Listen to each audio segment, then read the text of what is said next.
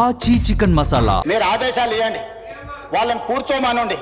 వాళ్ళు కూర్చున్న తర్వాత వాళ్ళు ఏం మాట్లాడదలుచుకుందో, ఏ సభలో ఏ అంశం చర్చ జరుగుతుందో ఆ అంశం మీద మీరు చర్చకు అనుమతించండి. లేదు మీరు అన్ని చర్చల్ని వాయిదా వేసి వాళ్ళు అడుగుతున్న దాని మీదనే తమరు ఒకవేళ అనుమతిస్తే తమ అనుమతి ద్వారా ఎవరైనా మాట్లాడవచ్చు. తమ అనుమతి లేకుంటే ఎవరు మాట్లాడడానికి వీల్లేదు. ఈరోజు నేను తెలంగాణ రాష్ట్రానికి ముఖ్యమంత్రి ఉన్నా, ఇంతమంది సభ్యులు మాట్లాడుతుంటే మీరు వాళ్ళందరికీ అవకాశం ఇచ్చినప్పుడు నేను మౌనంగా ఉండి, నాకు అవకాశం ఇచ్చినప్పుడు ఇప్పుడు నేను మాట్లాడుతున్నాను. ఇది విషయం. ఇక అసలు విషయానికి వస్తున్నా అధ్యక్ష. కడియం శ్రీహరి గారు కేసీఆర్ గారికి సరిసమానమైన ప్రజా జీవితంలో నుంచి వచ్చిన ప్రజాప్రతినిధి. ఎవరు కూడా నేను ఆన్ రికార్డ్ నేను చెప్తున్నా, కడియం శ్రీహరి గారి నిబద్ధతను నిజాయితీని ఈ దేశంలోనే ఎవరు ప్రశ్నించజాలరు. నిజాయితీతో కూడుకున్న నిక్కచ్చిగా వ్యవహరించే ప్రజాప్రతినిధి. ఎన్నో మంత్రి పదవులు చేపట్టిన అవినీతి మచ్చలేని మంత్రిగా పనిచేసిండు. ఒక సీనియర్ లెజిస్లేటర్ను పట్టుకొని అధ్యక్ష, రాజకీయంగా వాళ్ళకి ఏమైనా అభిప్రాయం ఉండని, రాజకీయ పట్ల వారికి ఏమైనా వ్యతిరేకత ఉండని నేను ఇవన్నీ మాట్లాడదలుచుకోలే. నేను ఒకటే అడగదలుచుకున్నా, హరీష్ రావు గారిని, కేటీఆర్ గారిని, మీ సభ్యుడు వ్యవహరించిన తీరును మీరు సమర్థిస్తున్నారా? సభలో ఈ రకమైన వ్యవహార శైలి ఈ సభకు మంచిదా? ఒక సీనియర్, అతను దళితుడా, అతను గిరిజనుడా అనే నేను ప్రస్తావిస్తలేను. అతను ఈ సభలో నాకు తెలిసి చాలా సీనియర్ మోస్ట్లలో 3-4 తీసుకుంటే కడియం శ్రీహరి గారు ఒకరు. వారి సీనియారిటీ, వారి అనుభవము, వారి నిజాయితీ, వారి చదువు ఈరోజు అక్కడ నిలబడి ఒక సూచన చేస్తే ఇంత అసభ్యకరంగా, ఇంత అసహ్యకరంగా ఎవరైనా వ్యవహరిస్తే ఈ వ్యవహారాన్ని హరీష్ రావు గారు, కేటీఆర్ గారు సమర్థిస్తారా? ఇది మీ పార్టీ విధానమా? ఈ విధానాన్ని మీరు ప్రోత్సహించదలుచుకున్నారా? రేపు కడియం శ్రీహరి గారికి జరిగిన అట్లాంటిది ఒకవేళ చంద్రశేఖరరావు గారికి జరిగితే మీరు ఆమోదిస్తారా? ఈ వైపులో కూడా ఉన్నారు, ఈ వైపులో కూడా అంతకంటే కండలు తిరిగిన వాళ్ళు ఉన్నారు.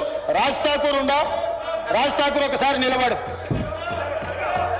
మా దగ్గర కూడా కండలు తిరిగిన వాళ్ళు ఉన్నారు అధ్యక్ష.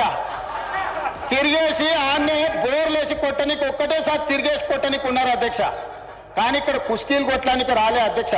విఘ్నత ప్రదర్శించడానికి, అవగాహనతో మాట్లాడడానికి సభలోకి వచ్చినాం అధ్యక్ష. ఆకారం ఉంది కదా అని ఒక పెద్ద మనిషిని పట్టుకొని ఆ రకంగా అవమానించే విధంగా మాట్లాడడం, మీకు ఏదైనా అభిప్రాయం ఉండని, మీరు ఏ అంశమైనా ప్రస్తావించండి.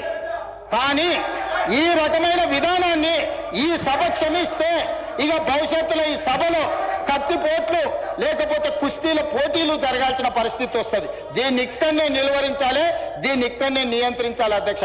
అందుకే అధ్యక్ష, నేను చివరిగా నా సూచన, వాళ్ళందరూ చైర్లలో కూర్చొని చర్చలో పాల్గొంటే సభ్యులందరినీ సభలో కొనసాగించండి. లేకపోతే ఈ సభ్యుల్ని సభలో నుంచి రాబోయే 2 రోజుల్లో సభా వ్యవహారాలను నడుపుకోవడానికి వాళ్ళని సస్పెండ్ చేయండి అని చెప్తున్నా అధ్యక్ష. అదేవిధంగా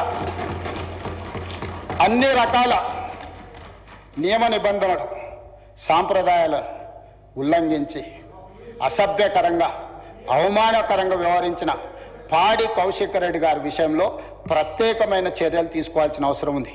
ఈ రూల్ బుక్ అధ్యక్ష, rules of procedure and conduct of business in the Telangana legislative assembly, నాకు తెలిసి 2015లో హరీష్ రావు గారు లెజిస్లేటివ్ అఫేర్స్ మినిస్టర్స్ ఉన్నప్పుడే తెలంగాణ రూల్ బుక్ అమెండ్ అయింది.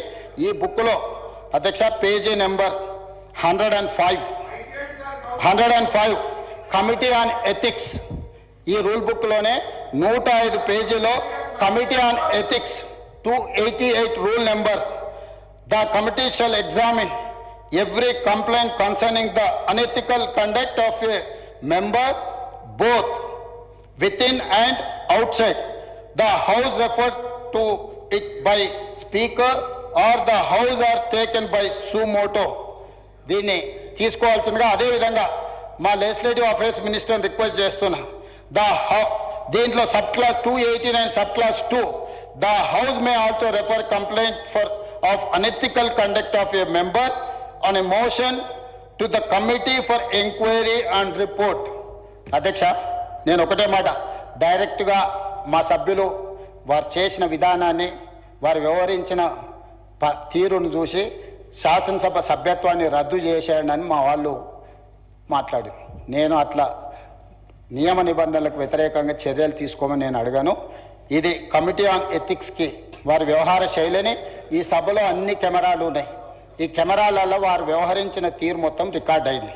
ఈ అన్ని ఆధారాలను ఈరోజు ఈ సభ ద్వారా మోషన్ మూవ్ చేసి లెజిస్లేటివ్ అఫైర్స్ మినిస్టర్ ఆ ఎథిక్స్ కమిటీకి మీరు రెఫర్ చేసి, ఎథిక్స్ కమిటీ ఇచ్చే రికమెండేషన్స్ మీద పాడి కౌశిక్ రెడ్డి గారి మీద చర్యలు తీసుకోవాల్సిందిగా ఆ కమిటీని కూడా, ఇప్పుడు కమిటీ లేదని వారు చెప్పారు, సమయానికి బాగా గుర్తు చేశారు అధ్యక్ష. ఎంబడే ఎథిక్స్ కమిటీని కాన్స్టిట్యూట్ చేసి హరీష్ రావు గారి సూచన మేరకు తక్షణమే ఎథిక్స్ కమిటీని ఈ సభ ముగిసే లోపల మీరు అపాయింట్ చేసి ఈ కేసును దానికి రెఫర్ చేయాల్సిందిగా ఈ సభలో ఒక సత్సాంప్రదాయాన్ని, రేపు భవిష్యత్తులో ఏ సభ్యుడైనా ఈ రకంగా బాధ్యతారహితంగా, అసభ్యకరంగా, అసహించుకునే విధంగా, సీనియర్ సభ్యులకు అవమానం జరిగే విధంగా వ్యవహరిస్తే ఏ రకమైన చర్యలు తీసుకుంటామో భవిష్యత్ తరాలకు, తెలంగాణ సమాజానికి ఒక దిక్సూచిగా ఉండే విధంగా చర్యలు తీసుకోవాలి.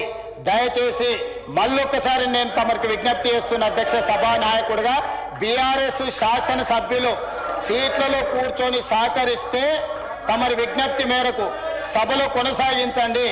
వాళ్ళు సహకరించకుండా ఒక దళితుడు స్పీకర్గా కొనసాగడానికి వీలు లేదు, అతను సమర్థుడు కాదు సభను నడపడానికని ఒక సందేశాన్ని బయట ప్రపంచానికి ఇవ్వదలుచుకుంటే సభ్యులందరినీ రాబోయే బిజినెస్ ఈ బడ్జెట్ సమావేశాలు మొత్తానికి వాళ్ళని సభల నుంచి సస్పెండ్ చేయాల్సిందిగా పాడి కౌశిక్ రెడ్డి గారిది కమిటీ ఆన్ ఎథిక్స్కి రెఫర్ చేయాల్సిందిగా తమరికి విజ్ఞప్తి చేస్తూ అవకాశం ఇచ్చినందుకు మీకు ధన్యవాదాలు తెలియజేస్తూ సెలవు తీసుకుంటున్నాను అధ్యక్ష.